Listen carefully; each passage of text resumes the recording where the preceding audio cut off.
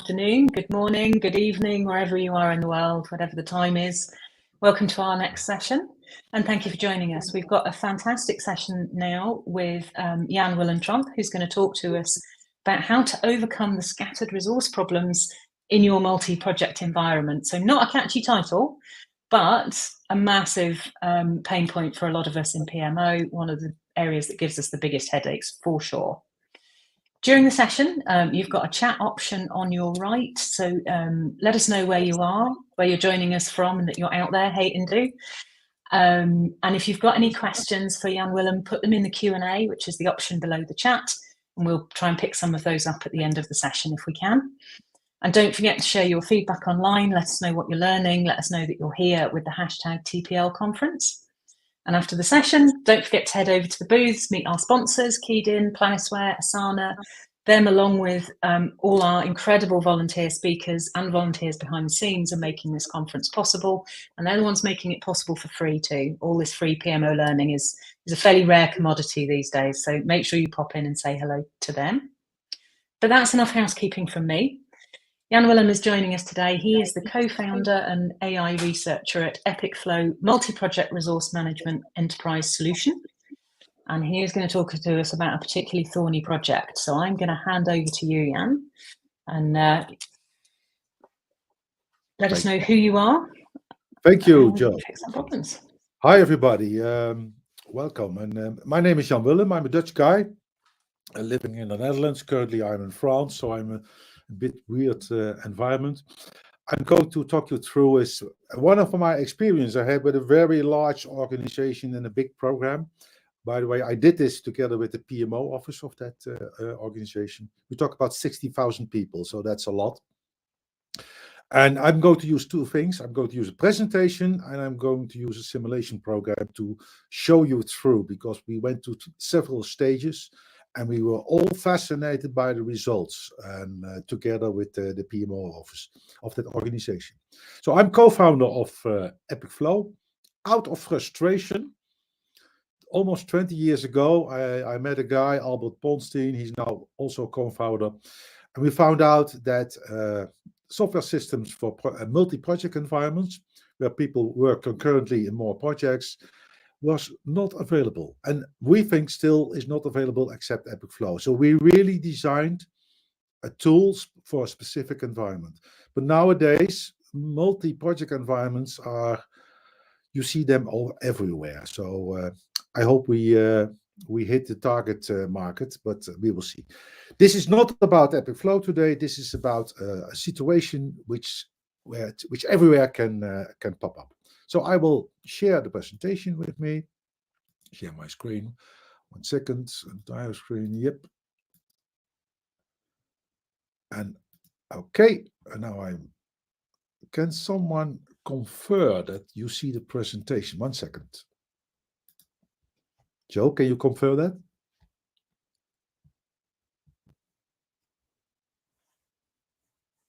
I can't hear you, Joe. Just I can. Yes, I can absolutely confirm that. What I can't do is get back on stage very quickly. So sorry about that. Okay, no problem. Thank you very much. Okay, this is the presentation. Thank you, Joe. How to overcome the scattered resource problem in your multi-project environment. Okay. So the starting situation, I had a large program in a large organization, as I already told, 60,000 people. And we had a program which contained 145,000 hours. It's huge. 20 projects in progress at the same time. Employees work on multiple projects at the same time. And employees are structurally overloaded. And I can give you a view, because here on the right-hand side, you see every line is a project within this program. And here you see the overload situation. The 0 line is the maximum capacity. So if the line is above 0, you see how many FTEs you are lacking. I just selected the group, and we are missing around 14 people for this program. Out of the 60 people they have right now. It's almost 20%, 25%. Okay, many projects are already too late. And you can see that, because then they become red. Red means your feasibility is very low. You will not manage the deadlines. And the program manager fears late deliveries and increasing costs. So this was the starting situation when we were invited. And then we said, please give us all your projects, give your data, your resources, and we will do some analysis and we will give you some ideas to improve the situation. But what you see basically is an overloaded organization. First, I want to share with you the vicious circle of resource overload. Now, it all starts that a resource gets overloaded. Now, the first reaction normally is that they start doing some overtime. And then they become tired, fatigue, and then they go and make mistakes, and then they have to do some rework. In parallel, what we also see is on the moment resources are overloaded, waiting time increases. And if waiting time increases, the project faces delays. And the project managers start to complain. Now, bringing those two together, resources start to do multitasking to please all project managers. Do not forget they are working in more than one project at the same time. So they are doing multitasking, productivity goes down fast, stress is accumulating, sometimes illness or burnout, and in the end, the resource gets even more overloaded. This is what we call the vicious circle of resource overload, which is really bad. Now, customers start to complain and reputation goes down. Now, what did we do in this situation where we already saw that the organization was heavily overloaded? We said, the first question we asked, are you able to increase your capacity? And the answer was simple, no, we are not. In the Netherlands, it's almost impossible to find IT guys. So increasing capacity was not an option. Then we said, okay, let's do step number one. Did you prioritize your projects? And the answer was no. And it really surprises us. If you have a program and you did not prioritize your projects, you should prioritize your projects where to focus on. So that was step number one. And we did the predictive analytics, which I will show the results later. Then incentive number two was put more resources on big tasks. This organization had tasks of 1,200 hours, and they just put one person on it. We said, in case of 1,200 hours, please try to put 3 resources on it. I know you cannot increase the amount of resources, but at least you could focus more on the projects which are important.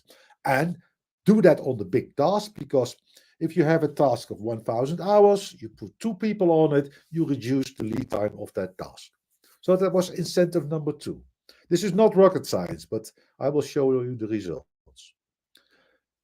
Then, incentive number 3, stagger your projects on the bottleneck. Basically, replan your projects, looking at your resources in such a way that you do not plan a bottleneck. And that was number 3, and we do also some predictive analytics. Now, basically, I will walk you through to show the results, and then I come back to the presentation, and then we can continue on that. Okay, let me go. 1 second. I have to restart. This is, if you don't use it, you have to restart. 1 moment. Here it comes.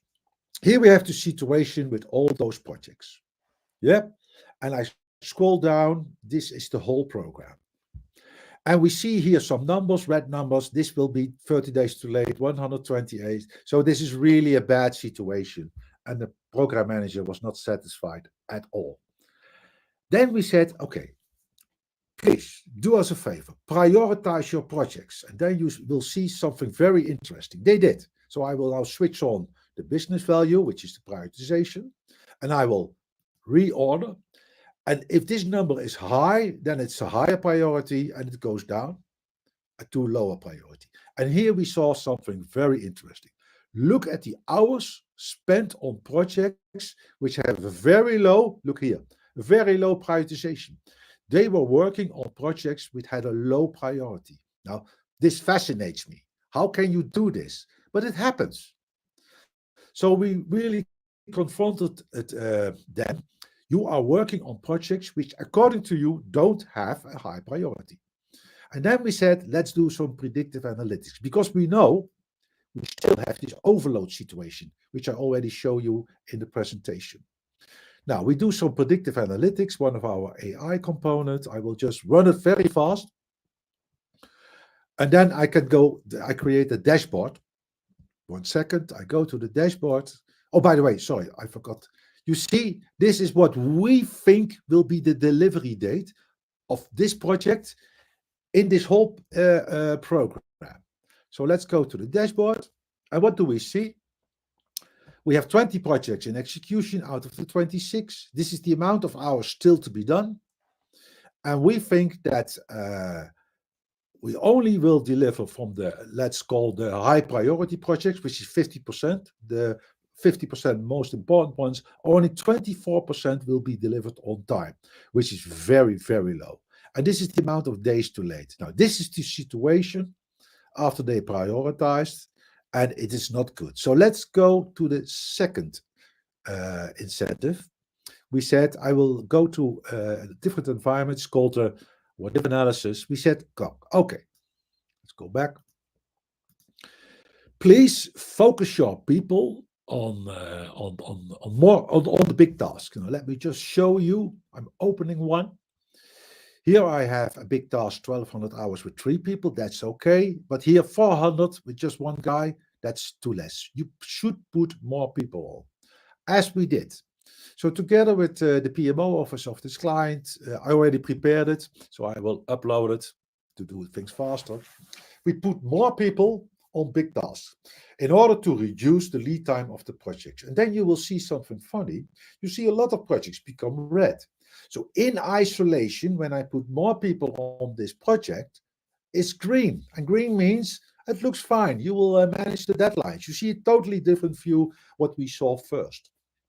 I only put more people on the project. But in total of the whole program, I still have this huge overload situation because I did not increase the amount of employees, the amount of resources. But just by doing this, putting more focus on the projects, by putting more people on big tasks, I can do the same predictive analytics. And it's fascinating to see what is just the result of doing this. 1 second. You see still some late deliveries and over here, but let's have a look what the dashboard is telling us. The dashboard is telling us if you do this, and we check according to the original due date, because I always check according to the original due date. For the most important projects, 54% will now be on time. That's 7 out of 13 projects. And the days too late is reduced to 169. So this is a huge improvement. I did not increase my people. I did it with the same amount, but I organized in a different way. That's step number 2. Let's go back to step number 3. Go back. Okay. It's called staggering. And I have to explain you. I'm going to stagger on the most loaded resource group. This is this group. I'm not going to add resource. You can do that, add resource, but I'm not going to do that. Staggering is the following. I start, let's go on cancel. I start with, put the most important project in execution, then the second, then the third, then the fourth, and the fifth, till the moment a bottleneck occurs. And when a bottleneck occurs, I know the next project I should postpone, as is done over here. So I'm just postponing in function of the bottleneck if they occur. So let's do that. Staggering, run. And you will see that especially the not that high priority projects are postponed into the future. But again, I did not change the end milestone. So I keep the end milestone. Now let's do the predictive analytics very fast. And let's have a look at the dashboard. You will be flabbergasted. At least I was, including the organization. Let's go to the dashboard. And you see, out of the high priority projects, now 12 out of 13 projects will be delivered on time. Only of all those projects, 6 are delayed. It's an amazing result just by organizing it differently.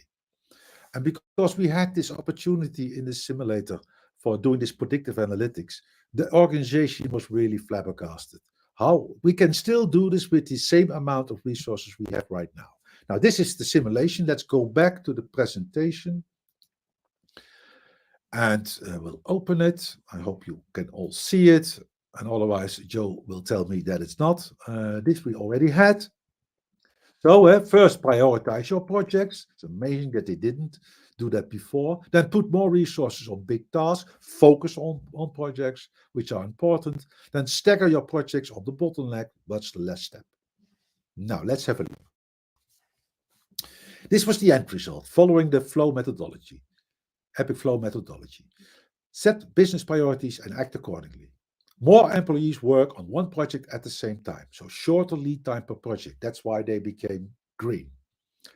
Now we can work on less projects in parallel, so reduce the amount of projects which are in execution, and stagger the project based on available capacity. By the way, you see here the prior one, the prior two, which we just focused on. 93% will then be delivered on time. Let's continue. Projects start later but are delivered earlier. And this is so counterintuitive. We always say you have to start your projects later in order to deliver earlier. Now, try to explain this to your boss. They will probably tell you, no, you have to start all projects because all projects are important. So try to convince them that this is the wrong way. Okay, let's go to the starting situation, just to compare. In the starting situation, when we only did prioritization on projects, we were only able to deliver 24% on time. In the new situation, we came to 60. Here, this is called 66%, but this is for all projects. Remember, it was 92 for the prior one to prior two. Oh, but here it is, 93%. Sorry, excuse me. Again, for project 1 and 2, those projects, 93% was on time. And for the other ones, from 1 till 4, only 66% was on time. But still much better than the original situation. Good. Project staggering, look at the staggering. So we have the starting situation. And what's important is the following. You see the amount of days too late, 316, and here is just 6 days too late.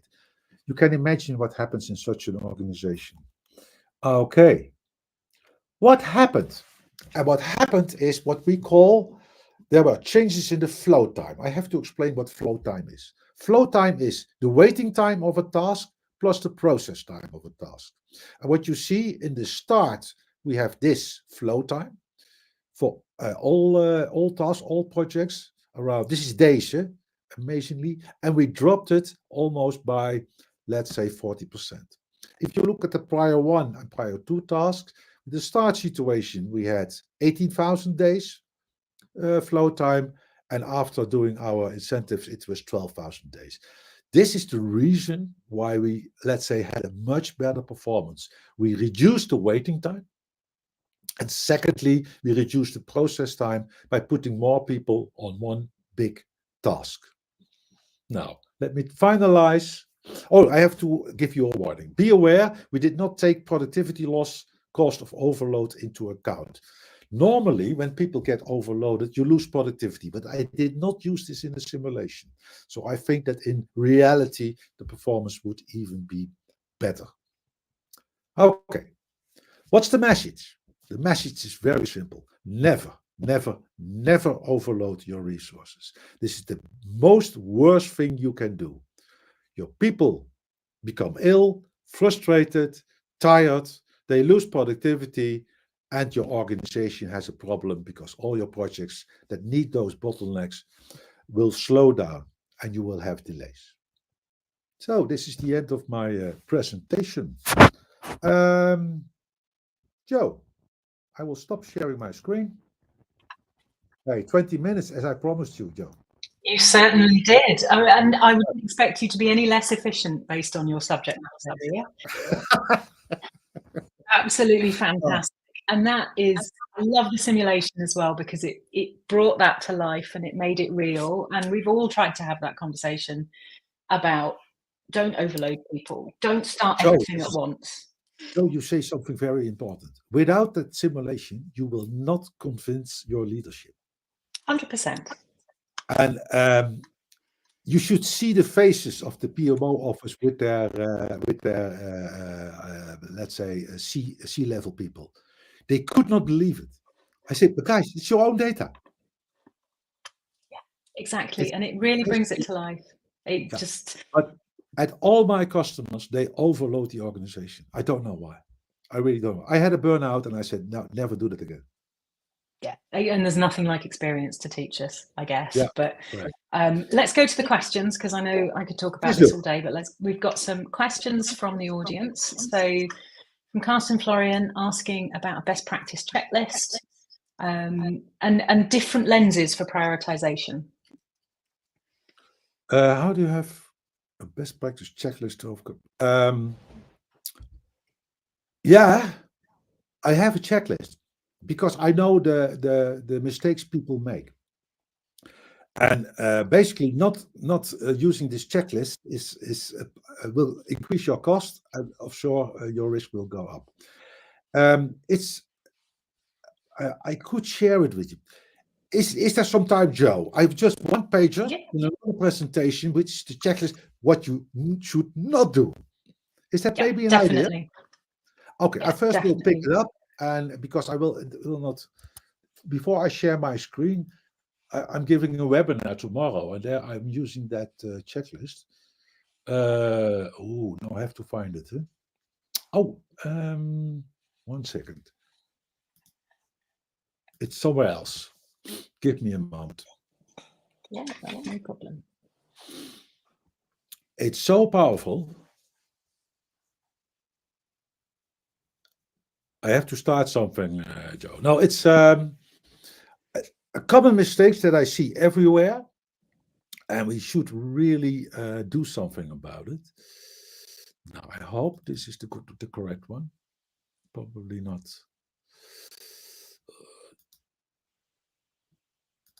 Oops.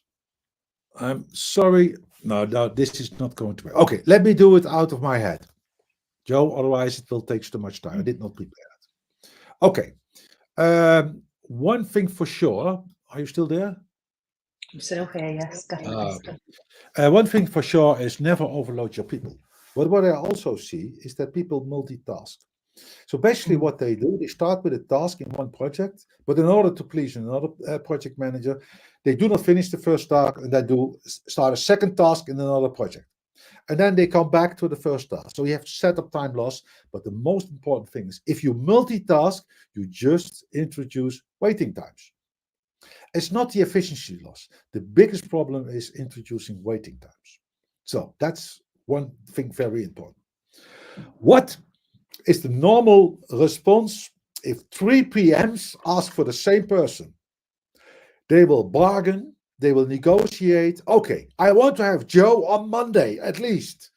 Yeah, and Joe, you will go on Tuesday, and Wednesday you will go to another project, and Thursday and Friday to project number 3. But the problem is, if you're working in project A on Monday and at the evening you did not finish your task, how long does this task have to wait for you? A week. Exactly. You introduce a week into you don't get 5 days of time, you get 5 weeks of wait. Yeah. And I don't understand it. Everybody is making the same mistake. For me, this is still, I should start studying psychology because it has to do with psychology. And the project managers think, okay, at least I have Joe on Monday. It's the worst decision you can make. The best thing you could do, say, Joe, please work only on project A. Do it as fast as possible. If you're ready, then you jump over to another project. For sure. And we see it in so many examples, and the context switching too. So that probably links to a couple of other questions that we've had, I think, because that is about the staff that we, as Indu says, we've got departing staff and then we lose control of our projects. Now, I suspect some of them. Ooh, I don't know what it is, departing staff. Do you know? Leaving. So when we lose staff. Absolutely true. But don't forget, in a multi-project environment, you have, let's call it a machine building company. Yeah? You have the design phase, then you have engineering phase, then you do purchasing, and then you start building up parts, and then assembly, and in the end, you do installation. You do not need the same people in the whole project. Well, people will jump off from one project to another project. So did not leave the company, but do that. But when you frustrate them, you overload them, you run the risk that they become ill or leave the company. Now, if you do that, for sure, you will lose control over projects. But that people enter and leave projects during the lead time of the project, that's quite normal. I cannot overcome that. It's basically in the nature of a project. There is not one project in the world anymore that has a dedicated team from start till end. No, but I think it's that attrition point, isn't it? It's that you can reduce losing people by not overloading them and by making the work satisfying and letting them actually achieve. Yeah, and certainly nowadays, I don't know the situation in the UK, but I think it's the same in the Netherlands. Getting new people is extremely difficult. So losing your people is really bad. You lose knowledge, you lose experience, etc. And you lose capacity. It's not about capacity; it's about losing the people. Is the worst situation.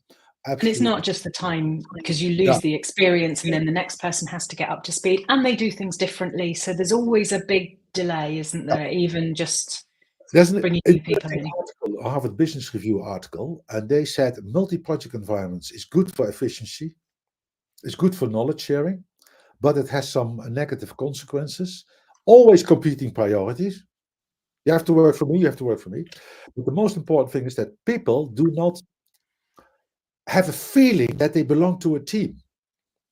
So the question was great because this had to do with, to which team do I belong? I do not belong to project 1, 2, or 3, and I also do not belong to a team. And this is one of the biggest hurdles. Find out this article on HBR. If you don't find it, then I can help you with that. Good. Perfect. We've got one more. Well, we've got a couple more, but let's take one more now. And that is about the visibility, because sometimes we don't know why overload's happening because we haven't got accurate information. So what have you seen in terms of best practice? Great, isn't it? Yeah. Thank you, Josephina. Thank you, Josephina. Josephina, the problem is very simple. I think a project manager knows how much he's loading his people, his or her people. That's not the problem. Within a project, it's known. The problem is, if you have a multi-project environment, this project is not interesting. The whole portfolio is interesting. We always make a joke. The most important responsibility of a portfolio manager is resource management, because there lies his biggest risk. So you have to collect all those data, and please don't collect it in a deterministic way, because we think that we can predict the start and stop times of all tasks. This is idiot. We can't. You have to aggregate all that data that creates this load, not based on start and stop times of tasks, but more or less, or by approximately, I think. More or less, you know when you have to start and you know when it has to be finished, and then collect all this data together, and then you find your constraints and bottlenecks. And this is basically what we are doing all the time. Very good question, but at least you need data. One important thing, do you need detailed data? No. You can also do it on high level. What I showed you, the example was high level data. Big chunks of tasks. So detail. So you can do it on estimates, and then I suppose you can refine that, and the accuracy of your data keeps improving. Oh, that's interesting. If you take your estimates, by definition, they are wrong. Huh? I always make this joke. Estimations by definition are wrong. Don't worry. You have to monitor what is the difference between your estimation and your actuals. And take this difference, and this can be depending from one role, electrical engineer, mechanical engineer. So this can be different, but if you know this difference, your predictive analytics will become much, much better. And I always say, you know it within 1 month. Oh, that's a short period of time. That's a really short period of time. Okay. Because probably the difference between estimations and actuals are, let's say, generic, a trend. You just have to look at the trend. This is what, at least this is what we do. Yeah, good questions. Wow. They are good, aren't they? Right, we've got one more here, and this is about staff efficiency. And I think that goes to that quality of data. So how we measure staff efficiency, and then right first time deliveries and rework and all those good things. Okay, staff efficiency. First, let me start saying that I dislike the word efficiency. Look, I make an estimation. Joe, you performed the task. Yeah, I estimated 10 hours and you needed 14 hours. So are you inefficient, Joe? No. Probably not. The only thing we know, there's a difference between the estimation and the actual. But Joe, if you do a task and you're not feeling well, or yesterday you had an accident with your car, you have some neck problems, yeah? Your actuals will be different than in case you feel very well. So don't bother about those differences. The only thing you need to know, what is the trend? What is the, let's say, on average, the difference? And the only thing you want to do is close that trend, because then your data becomes more valuable. Now, we take the difference as is. And in our predictive analytics, we hope that the trend will come down just by telling them, hey, here's a big gap. Maybe something is wrong with the estimations. That's one thing. Right first time deliveries, yeah, always this is great. But in software, have you ever seen a right first time delivery? I've never seen it. No, that's why we have updates. Software developers. It's impossible. Yeah. So don't put too much emphasis. We always say that if we develop software, we know, according to us, there are no mistakes, no bugs. On the moment the client is touching it, he's using it in a different way, things pop up. You have to make sure that you have an extremely fast feedback loop. So instead of using 100 QA guys, you can do it with 20, but make sure that your feedback loop is very fast and that your clients are satisfied. This is efficient. 100 QA people are not efficient, just losing a lot of money. And by the way, they will never find all bugs. There's one good rule to get rid of the bugs. Don't develop anymore. That is true. That is true. You get zero problems in things you don't create. So estimations are always wrong. Stop developing. Yes, perhaps not the best way to do it, but yeah, I know what you mean. I like to make jokes about it because it's so stupid sometimes. Yeah, and so much. What I also like is, you make the point. So much of this is common sense. Prioritize the project, stagger the projects. Use the resources to the best ability. Don't overload people. But we still don't see that being applied in the workplace. It's still hard. I forgot to tell one thing. Suppose on planning level you have done this all.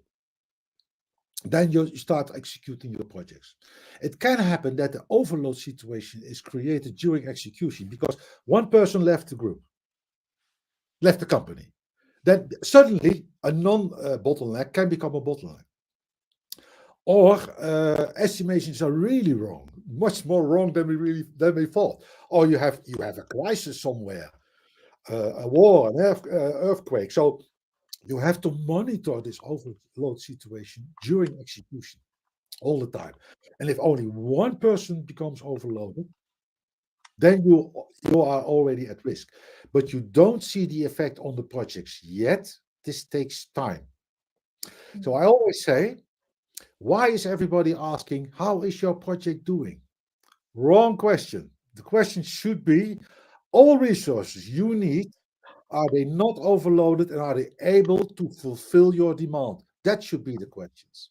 There can be a delay of months and nobody's asking that question. So I always say to C-level people, you asked the wrong question. Sorry, guys. When the project becomes red, the shit already happened months ago. Because you forgot to ask the question, then you have to spend a lot of money to correct it if you are able to. Exactly. Yeah. Exactly. We'll take one more question, and I think this is a good one, because this is about how do you overcome that complexity of resources aren't fluid. So you might have 100 people, but they've all got very different skills and capabilities. You can't just swap them in and out when they become available. Yeah. Oh, this is also a great question. I didn't show it, but this is one of the things we always say. Portfolio management is resource management. Meaning, we did this with an organization in the UK, 6,000 people. Was not the example I showed. What they did is the following. They have their responsible roles. mechanical engineer, electrical engineer, those kind of roles. But within those roles, they had competencies. For a software guy, he can do, back end, front end, and within front end, .NET development, all kind of stuff. Those are competencies. And we created levels according to drivers and drivers. Drivers told us people have 5 levels: novice, aspirant, and then proficient, and then go to expert. 5 levels is enough. So you have to store somehow on the supply chart what are their competencies and their levels. Yeah. On the demand side, the project manager has to say, I need a software developer, .NET, and he needs at least to have level 4. That's the demand side. And then you can match those two very easily. There's an extra thing, attributes. A good example of an attribute is location. I really need to have somebody from location London, if you need that. So you can say this person has a location attribute of London or maybe a country. And on the demand side, you have to do the same. And then it comes. We can match automatically based on competencies, attributes from supply and demand side. We can match them automatically, and we can even check if the people have the availability. At final, we have AI.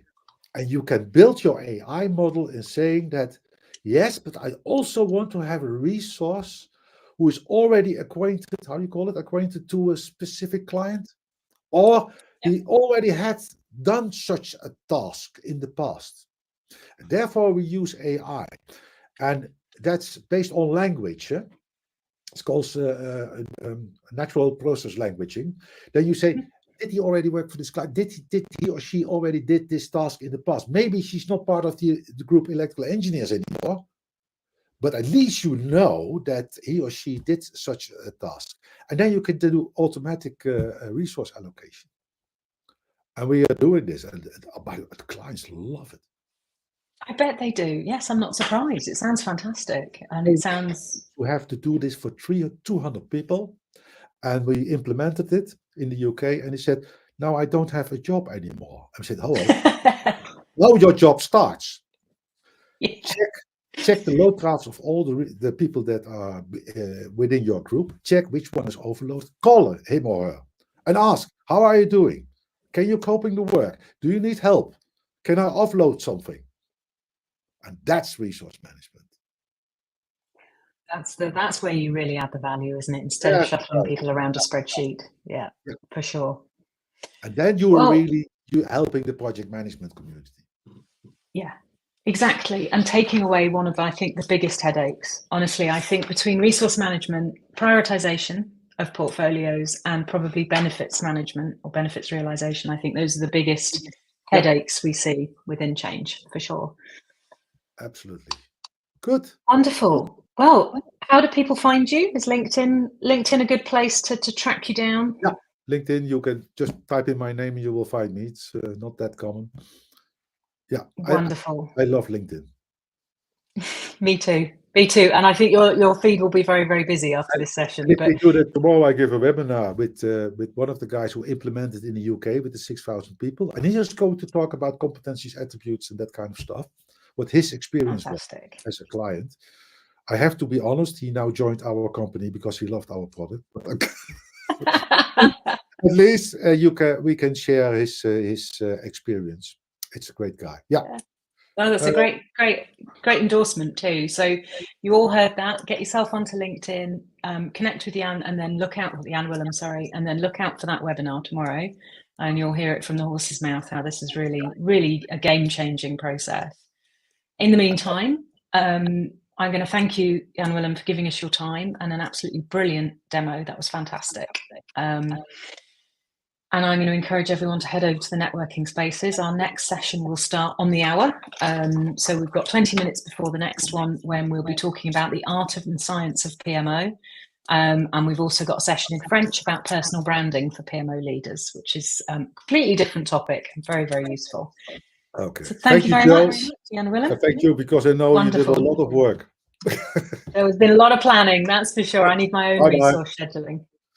Bye.